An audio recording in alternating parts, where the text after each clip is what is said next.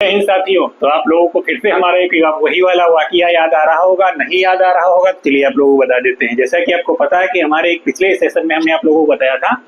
कि केंद्र और राज्य सरकार में जो रिलेशंस होते हैं वो किस तरीके से काम करते हैं और केंद्र और राज्य मिलकर किस तरीके से एक राज्य के लिए जो महत्वपूर्ण होता है विकासकारी योजनाएं होती हैं, जो उनमें टैक्सेस का बंटवारा होता है, किन करों पर राज्य सरकार का अधीन है और कौन से टैक्स या फिर कौन से ऐसे पावर हैं जो केंद्र के अधीन, यानी कि कौन सी बातें राज्य सरकार केंद्र की नहीं डाल सकता तथा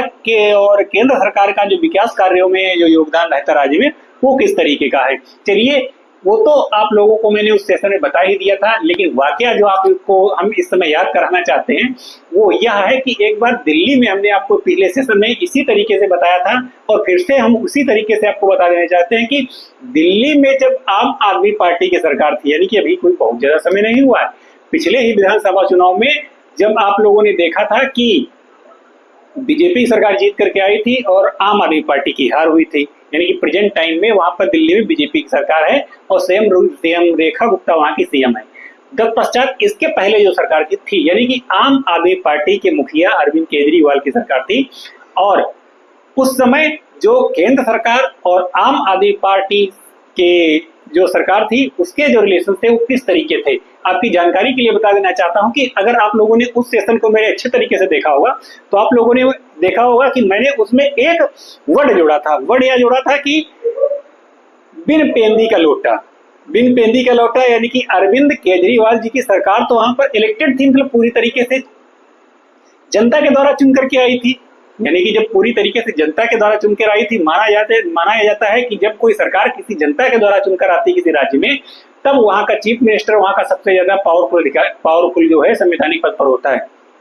चलिए ठीक है, परंतु दिल्ली एक यूनियन टेरिटरी यानी कि केंद्र शासित प्रदेश है, तो केंद्र शासित प्रदेश होने के नाते वहां पर जो विशेष शक्तियां का जो प्रावधान रहता है केंद्र के पास रहता है, यानी कि एक पूर्ण राज्य और एक केंद्र शासित प्रदेश के जो चीफ मिनिस्टर में अंतर होता है कि जो पूर्ण राज्य होता है वहां के चीफ मिनिस्टर केंद्र शासित प्रदेश के चीफ मिनिस्टरों से ज्यादा पावरफुल और शक्तिशाली होते हैं। परंतु वाकया क्या है, वाकया यह है क्योंकि दिल्ली में आम आदमी पार्टी की थी सरकार थी और केंद्र में किसकी थी, केंद्र में बीजेपी की सरकार थी। तो जब दिल्ली में आम आदमी पार्टी की सरकार थी और केंद्र में बीजेपी की सरकार थी तो दोनों में आपस में बन नहीं रहा था, यहाँ तक कि सरकार की शक्तियों और सरकार का हनन करने के लिए और सरकार को बिन पेंदी का लोटा बनाने के लिए तब केंद्र सरकार ने किसी भी प्रकार का कोई गुंजाइश नहीं छोड़ी थी, चाहे आईएएस अधिकारियों के ट्रांसफर को लेकर को हो या फिर बड़े से बड़े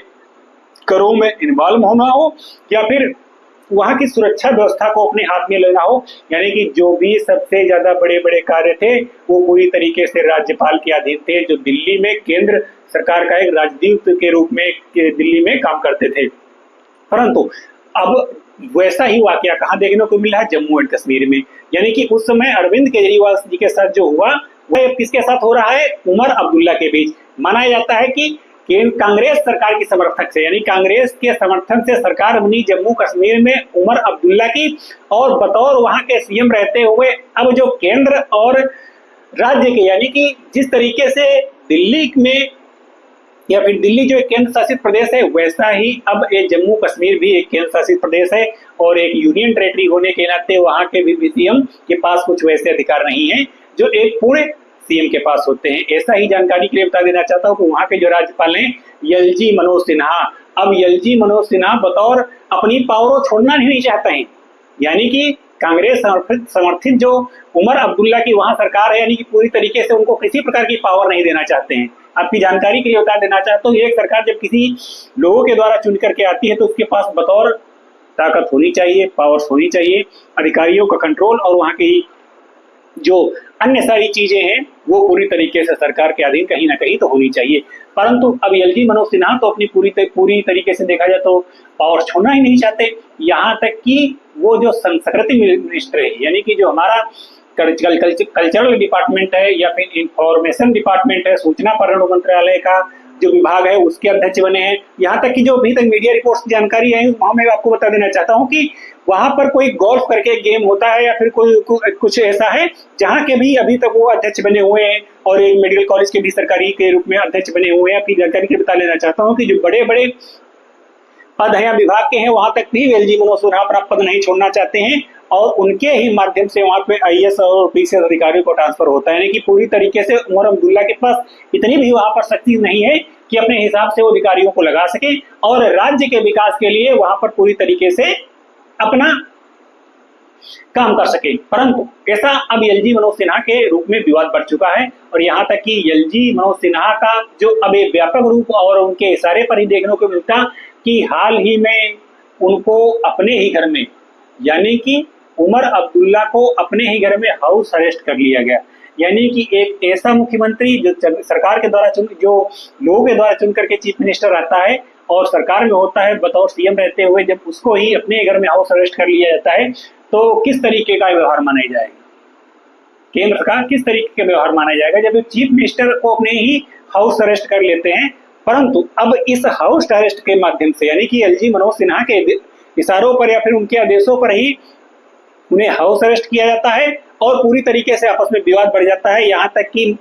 जो वहाँ के उमर अब्दुल्ला है उनको अपने ही घर की बालकनी फांद करके, जहां पर वो कार्यक्रम में शामिल होना चाहते थे, वहां पर फांद करके गए। तो पूरी तरीके से वहां पर भी देखा जाए जो एलजी मनोज सिन्हा है उनकी दादागिरी चल रही, बड़े बड़े पद पर अभी तक जमे हैं। और यहाँ तक मीडिया की खबरें जो निकल के आई, यहाँ तक बताई जा रही है कि उनके उमर अब्दुल्ला के द्वारा भेजी गई फाइलों को 9-9 महीने तक नहीं देखते, इसे फाइल टेबल पर पड़ी रहती और कोई ध्यान नहीं, यानी कि शक्तियां अपनी पूरी तरीके से छोड़ना ही नहीं चाहते। परंतु कई बार ऐसा भी देखा गया है कि संसद में अमित शाह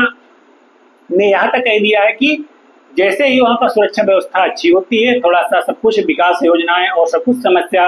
जो पूरी तरीके से धरातल होती है, तो जल्द ही में ही जम्मू कश्मीर को पूर्ण राज्य का दर्जा दे दिया जाएगा। तो कहीं ना कहीं मोदी जी का हो या अमित शाह का हो, उनका सपोर्ट तो उमर अब्दुल्ला को देखने को मिलता है, चाहे विकासकारी योजनाएं हो या फिर वहां पर शासन संबंधी कोई भी गतिविधि हो, तो केंद्र का दोनों का सपोर्ट देखने को मिलता है। परंतु वहां के एलजी मनोज सिन्हा पूरे एंटी तरीके से काम कर रहे हैं, अपने व्यापक तरीके से जो नहीं समझ में आ रहा वैसा कर रहे हैं। और वहां के जो राज्यपाल हैं एलजी मनोज सिन्हा, उनके बीच और जो वहां पर निर्वाचित